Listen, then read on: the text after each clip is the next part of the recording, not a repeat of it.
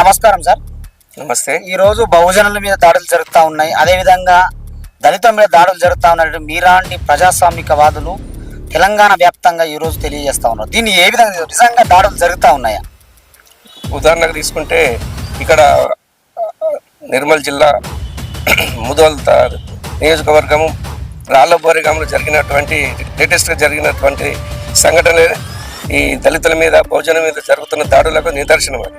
ఎందుకంటే మేము అక్కడ వెళ్ళి ఇలాంటి పరిస్థితులు రావద్దమ్మని కలెక్టర్ గారికి మెమోరాండం ఇచ్చి మరియు ఎస్పీ గారికి ఇద్దామంటే ఎస్పీ గారు ఆ రోజు లేకుండా ఈ ఏమైతే అసెంబ్లీలో ప్రతిపక్ష నేత అయినటువంటి మహేశ్వర్ రెడ్డి గారు ఉన్నటువంటి తన ఉమ్మడి ఆదిలాబాద్ జిల్లాలో ముగ్గురు బీజేపీ ఎమ్మెల్యేలను ఎన్నుకుంటే దళితుల మీద ఇవాళ జరగడం అనేది శోచనీయం.